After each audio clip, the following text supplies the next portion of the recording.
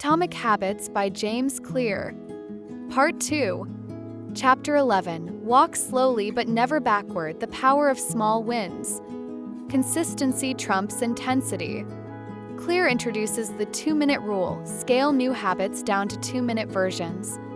Want to read more? Start with 1 page. Want to run? Start with tying your shoes. The logic is that the hardest part of any habit is starting, and once you begin, you often continue. He shares the story of a writer who wrote 1 sentence daily. Some days that was it, but most days momentum carried him further. The rule also prevents all-or-nothing thinking. Even on busy days, a 2-minute habit keeps the streak alive. Clear warns against the planning fallacy, where people overestimate their future discipline, e.g., assuming they'll cook daily after buying groceries. Instead, focus on mastering the habit of showing up. The chapter also discusses habit shaping, gradually increasing difficulty, like a person who starts with bodyweight exercises before lifting weights. The lesson: habits form through repetition, not perfection, so prioritize frequency over intensity. Chapter 12. The Law of Least Effort: How to Make Habits Easy. Human behavior follows the path of least resistance. Clear explains that reducing friction is the key to habit formation. For example, doubling the size of a bike lane in a Dutch town increased usage by 40%. No posters or incentives, just easier access. To build habits, you must engineer ease. Lay out workout clothes the night before, keep a water bottle on your desk, or prep healthy meals in advance. Conversely, increase friction for bad habits. Unplug the TV, delete apps, or use a smaller plate. Clear shares the story of Niels Bohr, the physicist who won a beer drinking contest by not drinking. His secret? His opponent had to open each bottle while Bohr's were pre-opened, a lesson in friction. The chapter also introduces commitment devices, like Odysseus tying himself to the mast to resist sirens. Modern versions include apps that block social media or savings accounts with withdrawal penalties. The takeaway: don't rely on self-control. Make good habits effortless and bad habits impossible. Chapter 13. How to Stop Procrastinating by Using the 2-Minute Rule. Procrastination isn't laziness. It's a conflict between present you, who wants comfort, and future you, who wants results. Clear's solution is the 2-minute rule in reverse. When you feel resistance, just do something for 2 minutes. Need to clean? Start with washing 1 dish. The goal isn't to finish, but to overcome inertia. He cites David Allen's 2-minute rule from Getting Things Done. If a task takes less than or equal to 2 minutes, do it immediately. Clear also discusses habit coupling, like a CEO who only took calls while walking, combining movement and productivity. The chapter warns against motion versus action. Planning isn't progress, and researching workouts isn't exercising. 2-minute rule forces action, however small. Over time, these micro-habits expand naturally. A 2-minute meditation becomes 10, 1 push-up becomes 20. The lesson: the most productive people aren't disciplined every moment, they've just mastered the art of starting. Chapter 14. How to Make Good Habits Inevitable and Bad Habits Impossible. This chapter explores commitment devices, choices that lock in future behavior. Clear shares the story of Victor Hugo, who, facing a book deadline, locked his clothes away to force writing. No outfits, no outings. Modern examples include technology, apps like Freedom block distractions. Financial, automatic savings transfers. Social, habit contracts where you pay a friend if you skip the gym. He also discusses environmental control, like chefs who mise en place, prep ingredients beforehand to streamline cooking. For bad habits, you can engineer irreversible decisions. A smoker might tell friends they've quit, creating social accountability. The chapter's key insight: the best way to resist temptation is to remove the option altogether. Chapter 15. The Cardinal Rule of Behavior Change: Make it satisfying. We repeat behaviors that deliver immediate rewards. Clear explains that habits fail when the payoff is distant, e.g., saving for retirement.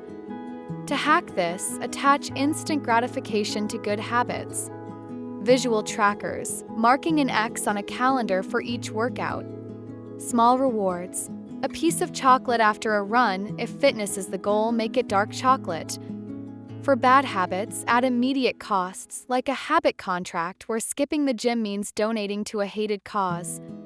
He shares the story of a nail biter who painted her nails with bitter polish, instant dissatisfaction. The chapter also discusses the marshmallow test follow-up. Kids who resisted treats succeeded not just by willpower but by distraction, covering their eyes. Adults can use similar tactics, brushing teeth right after dinner to curb late-night snacking. The lesson: what's immediately rewarded is repeated, what's immediately punished is avoided. Chapter 16: How to Stick with Good Habits Every Day. Clear introduces the Goldilocks rule. Habits stick when they're just challenging enough to stay engaging. Tasks that are too easy bore us, those too hard discourage us. For example, video games balance difficulty to keep players in flow. To maintain motivation, vary routines. A runner might alternate trails and tracks. Track progress. Fitness apps show streaks, reinforcing consistency. Celebrate wins. Small rewards sustain momentum. He warns against identity distortion, where habits feel foreign at first, a non-runner panting after a jog. But with repetition, the behavior aligns with self-image. Chapter also discusses habit resilience, bouncing back after missed days. Missing once is a mistake. Missing twice is the start of a new habit. Key is never letting a bad day become a bad streak. Chapter 17: How an accountability partner can change everything. Clear explains that we care deeply about others' opinions, which makes social accountability powerful. Studies show that publicly committing to a goal increases success rates by 65%. Examples include workout buddies. Skipping the gym lets someone else down. Social media pledges. Posting progress adds pressure to follow through. He shares the story of a CEO who hired a temptation blocker, an assistant tasked with interrupting him if he tried to work on anything but his top priority. The chapter also warns against moral licensing, where people reward good habits with bad ones, e.g., I exercised, so I deserve dessert. Accountability partners help counter this by providing objective feedback. Chapter 18: The Truth About Talent, When Genes Matter and When They Don't. Genes influence success, but habits determine potential. Clear advises: explore before exploiting. Try many activities before specializing. Align habits with strengths. A tall person might excel at basketball, not gymnastics. He cites Michael Phelps' unique body, long torso, short legs as a genetic edge, but notes his relentless training was the real key. The chapter warns against comparing habits. Someone might progress faster due to innate traits, but consistency always wins long-term. Chapter 19: The Goldilocks Rule, How to Stay Motivated in Life and Work. The Goldilocks zone is where tasks are challenging enough to engage, but not so hard they overwhelm. Clear explains that boredom, not failure, is the real habit killer. To stay engaged, increase difficulty gradually, add weight to lift slowly. Take strategic breaks, prevent burnout with planned rest. He shares the story of comedian Jerry Seinfeld, who marked an X on a calendar for each day he wrote jokes, not to track progress but to avoid breaking the chain. The lesson: the greatest threat to success isn't failure but boredom. Chapter 20: The Downside of Creating Good Habits. Habits can become mindless routines if unchecked. Clear advises periodic reflection. Annual reviews. Are habits still serving you? Identity audits. Does your self-image need updating? He warns against the practiced helplessness of sticking to habits just because they're familiar.